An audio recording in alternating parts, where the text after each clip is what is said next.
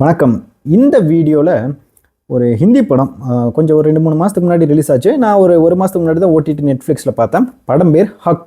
ஹக்னா ஹெச்ஏக்யூ ஹக். படத்தை அதை தமிழ் அர்த்தம் வந்து உரிமை அப்படிங்கிற ஒரு விஷயம்.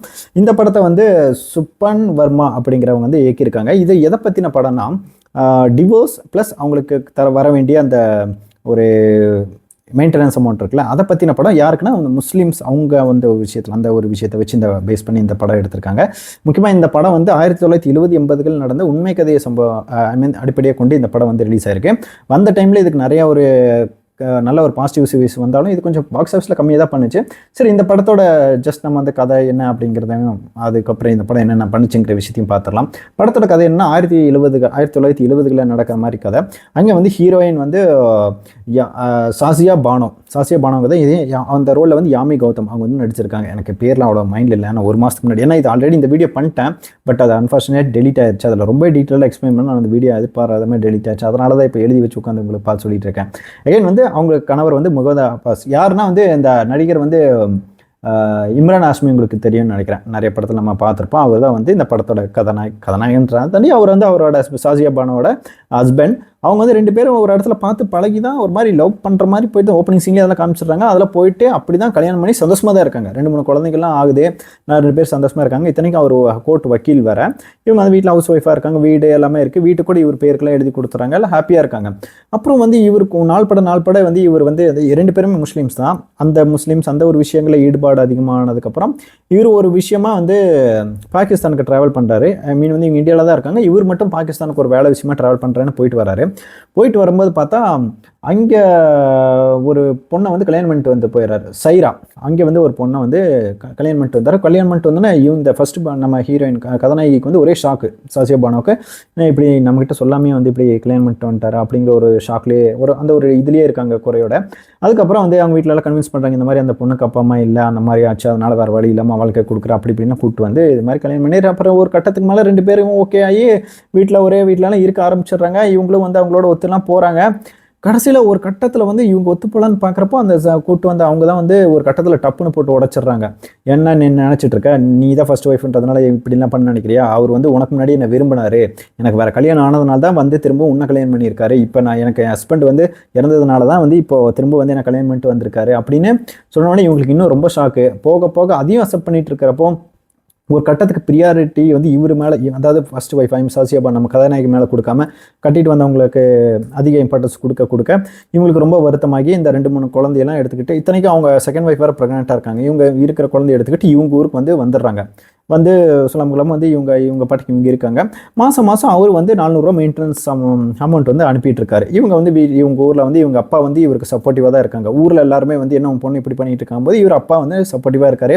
இத்தனைக்கும் வந்து அவர் அப்பா வந்து அந்த குரான் வந்து டீச் பண்ணுவாங்களே அந்த விஷயத்த வந்து பண்ணிட்டு இருக்காரு அவர் அப்பா குழந்தைங்களுக்கு எல்லாமே.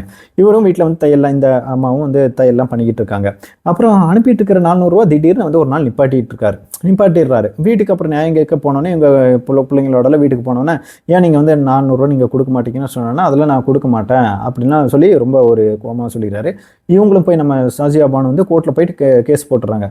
கோர்ட்டில் கேஸ் போட்டதுக்கப்புறம் என்ன பண்ணுறாங்கன்னா, இவரு வந்து வாதாடுறாங்க. அதுக்கப்புறம் ஊருக்குள்ளே வந்து இந்த இவங்களுக்குன்னு ஒரு முஸ்லீம்ஸ்க்குள்ள அவங்களுக்குள்ள ஒரு ஸ்பெசிஃபிக்காக ஒரு கோர்ட் இருக்கும். அங்கே அந்த அவங்களுக்குள்ள அந்த கட்டமைப்பில் வச்சு பேசுவாங்களா, அங்கே போய் எல்லாம் பேசினதுக்கப்புறம் அங்கேருந்து யாருமே வந்து இவங்களுக்கு சப்போர்ட் பண்ணல.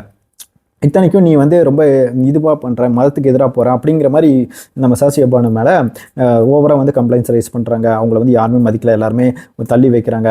இருந்தாலும் போராடி அந்த கோர்ட்டில் வந்து இவங்களுக்கு தான் வந்து வெடிக்ட் வருது. மாதம் 22 ரூபா தான் வந்து அவங்களுக்கு மெயின்டெனன்ஸ் கொடுக்கணும் அப்படின்ற மாதிரி ஒரு இது போட்டாங்க. இவங்களுக்கு வந்து 22 ரூபா எப்படி பார்த்தோம் அப்படின்ட்டு போயிட்டு ஹைகோர்ட்டுக்கு போகிறாங்க. ஹைகோர்ட்டுக்கு போனதுன்னா இன்னும் ஊர்லலாம் பஞ்சாயத்து பெருசாகுது. என்ன அவங்க எல்லாம் ஊரில் எல்லாருமே ஒதுக்கி வைக்கிறாங்க, அட்டாக்லாம் பண்ணுற அளவுக்கு போகிறாங்க. அதுக்கப்புறமும் நான் விடமாட்டேன், நான் போராடி எப்படியோ வாங்குவேன் அப்படின்ட்டு 2வது டைமும் வந்து ஹைகோர்ட்டில் போகிறப்ப என்ன ஆகுதுன்னா, இவங்க ஒரு வக்கீலோட துணையோடு தான் போகிறாங்க. இவங்களுக்கு ஒரு ஹெல்ப்லாம் பண்ணுறாங்க. ஒரு இன்னொரு அம்மா ஹெல்ப்லாம் பண்ணுறாங்க. இவங்களும் நல்லா வாதாடுறாங்க. அந்த கோர்ட் சீன்ஸில் ஓரளவுக்கு டீசெண்டாக போகுது. ஒரு கட்டத்தில் வந்து ஹஸ்பண்ட் அதே மாதிரி இம்ரான் ஹாஷ்மி என்ன சாமர்த்தியம் என்ன பண்ணிடுறான்னா, ஓகே நான் இது வந்து நேஷனல் நியூஸ் ஆக்குறேன் பாரு, நீ வந்து இந்த மாத்திய புண்படுத்துற அந்த மாதிரி கொண்டு போகிறேன் பாருன்ற மாதிரி என்ன பண்ணுறாரு, வேணும்னே ஹைகோர்ட்டில் தோத்துறாரு. ஏன்னா சுப்ரீம் கோர்ட்டுக்கு அப்போ தான் நான் கொண்டு போக முடியும், ஹைகோர்ட்டில் வேணும்னே இவர் வந்து விட்டு கொடுத்துட்றாரு. அங்கே வந்து 100 சில்லறை எவ்வளோ சம்திங் தான் வந்து இந்த விஷயம் இதாக கொடுக்குறாங்க, மெயின்டெனன்ஸ் கொடுக்குற சொல்லிக்கிறாங்க. அதுக்கப்புறம் தான் வந்து இந்த மாதிரி இவர் வந்து சுப்ரீம் கோர்ட்டுக்கு போய் கேஸு போட்டு சுப்ரீம் கோர்ட்டில் 2 பேர் அங்கே அந்த இடத்துல வந்து பெருசாக வந்து வாதாடுற மாதிரி ஆகிடுது. இத்தனைக்கும் இந்த கேப்பில் வந்து ஒரு கட்டத்துக்கு மேலே இவங்க ஊரில் இவங்களெல்லாம் அட்டாக் பண்ண வரும்போது ஒரு நாள் இத்தனைக்கும் அவங்க அப்பாவும் இறந்து போயிடுறாரு கஷ்டத்துலேயே. இவங்ககிட்ட வந்து அந்த குரான் படிக்க வந்து எல்லாருமே வந்து ஒவ்வொருத்தராக நின்றுக்கிறாங்க. ஏன்னா நீங்கள் வந்து ஊருக்கு ஊர் ஒதுக்கி வச்சதுனால இவங்களுக்கு வெஜிடபிள்ஸ் யாரும் கொடுக்க மாட்டேங்கிறாங்க, வீட்டை அட்டாக் பண்ணுறதுனால அட்டாக்லாம் பண்ண வந்துட்டாங்க ஒரு கட்டத்துக்கு மேலே. அப்புறம் குழந்தைங்க எல்லாத்தையும் கூப்பிட்டு வந்து இந்த வீட்டுக்கே வந்துடுறாரு. பார்த்தா ஏன்னா இந்த வீட்டுக்கு ஆல்ரெடி இவருக்கு எழுதி வச்சிருக்கேன், அதனால வெளியே அவுட் ஹவுஸில் வந்து இங்கே தங்கிட்டு பார்க்குறாங்க. இத்தனைக்கும் அந்த 2வது ஒய்ஃப் மேலேயே அவங்களுக்கும் வந்து இவங்க மேலே ஒரு சாஃப்ட் கார்னர் வருது, 2 பேரோட நல்லா பேசுகிறாங்க. இவருக்கும் ஓரளவுக்கு அப்போ புரிய வருது. இத்தனை கோர்ட்லேயும் வந்து இம்ரான் ஹாஷ்மி சைடு வந்து ரொம்ப இதாக தூக்கி இது பண்ணிட்டார். ஏன்னா நீ மதத்துக்கு எதிராகவே போகிறான், எங்களுக்கும் ஒரு சட்டம் இது இருக்குது, நீங்கள் வந்து இதெல்லாம் பண்ணக்கூடாது. இத்தனைக்கும் அவர் ஒரு கட்டத்தில் வந்து தலாக் 3 டைம் சொல்லிட்டு அதே ரொம்ப மனசு கஷ்டப்படுத்துகிற ஒரு கட்டத்தில். அதுக்கப்புறம் கோர்ட்டில் வந்து இவர் சைடு வாதத்தெல்லாம் வைக்கிறாரு. இவர் எந்த மாதிரி வைக்கிறாரா, நீ வந்து முஸ்லீம்ஸ் இவங்களுக்கு எதிர்த்தாப்புல நீ ரொம்ப போறான்ற மாதிரி இவர் சைடு வச்சிருக்காரு. அப்புறம் கிளைமேக்ஸில் உங்களுக்கே தெரியும், சாஷியா பானு அவங்க சைடு வார்த்தை வைக்கிறாங்க. என்ன சொல்கிறாங்கன்னா, இந்த மாதிரி ஒரு தலாக் இன்னும் 3 டைம் சொன்னால் போதுமா, இந்த மாதிரி ஒரு கல்யாணம் பண்ணி ஒரு மாதிரி தனித்து விடப்பட்ட எங்களுக்கெல்லாம் என்ன கதி, அப்படி தனித்து விடப்பட்டு எங்களுக்கு வந்து சாப்பாடு வேணுமா, என் குழந்தைகளுக்கு வேணுமா, இப்போ பாருங்கள் என்னை என் குழந்தை எல்லாத்தையும் வந்து இப்படி தள்ளி வச்சுருக்காங்க அப்படின்ற மாதிரி இவங்க சைடு இருக்கிற நியாயத்தை எல்லாத்தையும் இப்போ வேணால் இது சாதாரணமாக இருக்கலாம். ஆனால் அப்போ வந்து இந்த மாதிரி விஷயத்தையே கேட்க முடியாது. இப்படி போய் ஒரு நார்மலாக இருக்கிற ஒரு பொண்ணு இதிலே கேட்க முடியாதுன்னா இவங்க இதில் வந்து இன்னும் கொஞ்சம் கட்டுப்பாடுகள் அதிகமாக இருக்கும்.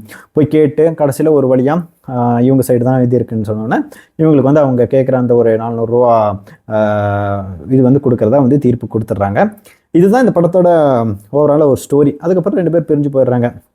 இதான் இந்த படத்தோட ஸ்டோரி. இது 1980களில் வந்து அந்த இடத்துல பெரிதும் பேசப்பட்டு அதுக்கப்புறம் சட்டமைப்பெல்லாம் மாற்றி எழுதி இதெல்லாம் வந்திருக்கு. இதுதான் இந்த படத்தோட கதை. ரொம்ப ஒரு நல்ல ஒரு டீசெண்டான ஒரு கோர்ட் ட்ராமா அப்படின்னு சொல்லலாம். நல்ல ஒரு படம், பார்க்க கொஞ்சம் எனக்கு ஃபுல்லாக என்கேஜாக தான் இருந்துச்சு. படம் ஹிந்தியில் மட்டும்தான் ஸ்ட்ரீம் ஆகிட்டு இருக்கு நெட்ஃப்ளிக்ஸில்.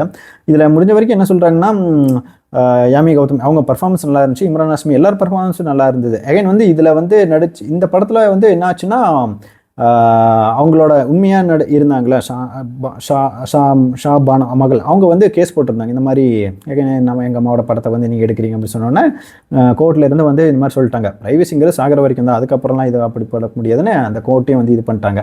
அகைன் இந்த படத்தோட பட்ஜெட் வந்து 30லேருந்து 35 அந்த கோடி அளவுக்கு தான் பட்ஜெட்டு. ஆனால் படம் என்ன தான் நல்லா இருந்தாலும் படம் வந்து 30 கோடியை தாண்டலை.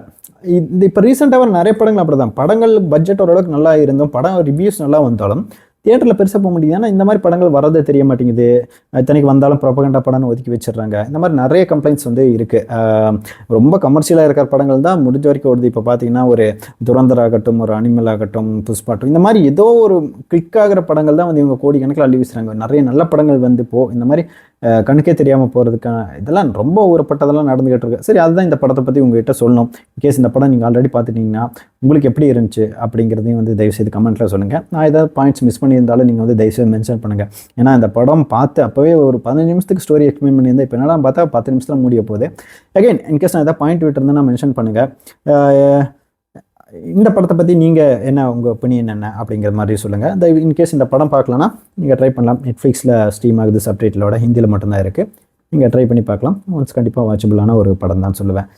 வேறு ஏதோ இன்னொரு படத்தோட நம்ம வந்து திரும்ப பேசலாம். தேங்க்யூ.